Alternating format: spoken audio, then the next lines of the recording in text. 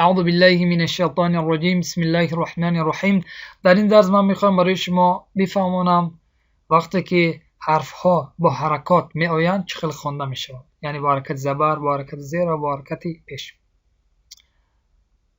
ا ای او، ب دی بو، ت تی تو، ث ثی ثو، ج جی جو، ح حی حو، ق خی خو، د دی دو، ذ ذی ذو، ر ری رو، ز زی زو، س سی سو، ش شی شو، ص صی صو، ض ضی ضو، ط طی طو، ض ضی ضو، ق قی قو، غ غی غو، ف فی فو، ق قی قو، ك كي كو، لا لي لو، ما مي مو، نا ني نو، و في و، ها هي هو، ا ای او، یا ی یو.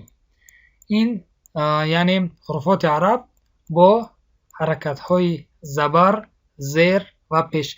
و در اینجا نگاه کنید حرف های استعلا را با رنگ آبی رنگ مقصد گذاشتن، اما حرف های استفاله را با رنگ سیاه. همین 7 حرف استعلا را و همین حرف را عموما 8 حرف را وقتی که با زبر اینها بیان زبرشان مقصد فرق میکند از زبری که با حرف های استفاله میآید. یعنی حرف های استفاله وقتی که با زبر میآید و حرف های استعلا وقتی که با زبر میآید، آن وقت زبر اینها تلفظشان، صدایشان فرق میکند. انشاءالله من در درس های علاوه برای شما درست‌تر در این باره میفهمونم انشاءالله.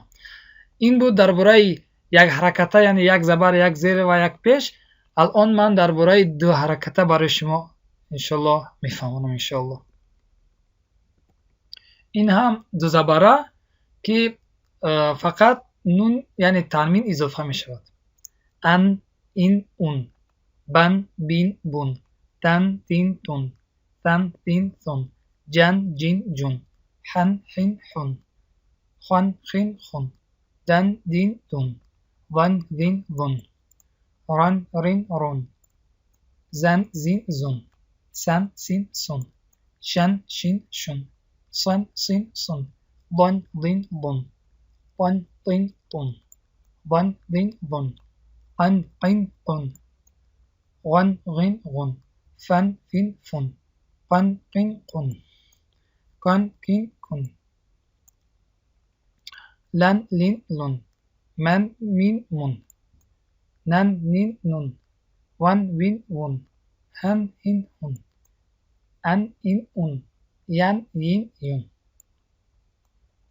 خب این بود حرفا با حرکات، یعنی دو زبر، دو زیر و دو پیش. و الان من میخوام یعنی درباره ساکین، یعنی وقتی که اینا ساکین شوند چه خیلی خونده میشه. در اینجا نگاه کنید.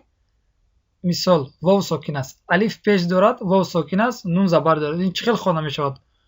او و نه، او و نه، او و نه، ای نه، دیگه ساکین است. ای ای نه، یعنی حرفی که به حرکت بود، یعنی به ا ای او، آن وقت خودش تنها خونده میشود، یعنی ی. مثال و ان ت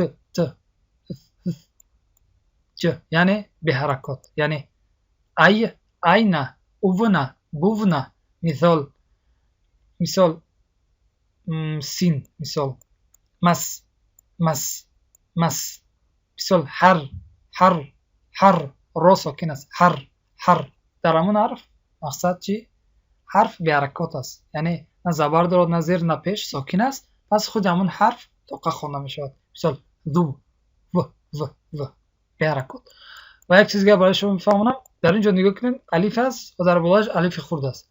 این در اصل با کدام شکل است؟ من الان برای شما نشان میدم. این در اصل به این شکل است، یعنی الف زبر دارد و بعدش چیز الف خوانده است.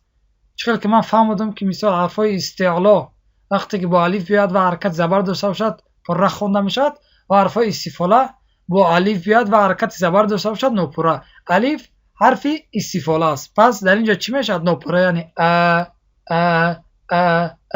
اما در چاپای پاکستانی در قرآن های چاپ پاکستانی همین شکل مقصد نمی نویسن. مثال همین شکل نمی نویسن، پس چخل میکنن؟ به همین شکل می نویسن، یعنی همین الف را میگذارن و در بالایش همین الف خرد را میگذارن. وقتی که شما همین را که دیدین آن وقت شما بفهمین که یعنی این همین است، یعنی همین الف زبر داره و بعدش همین الف خوانندگی است که چی است؟ یعنی استفاله.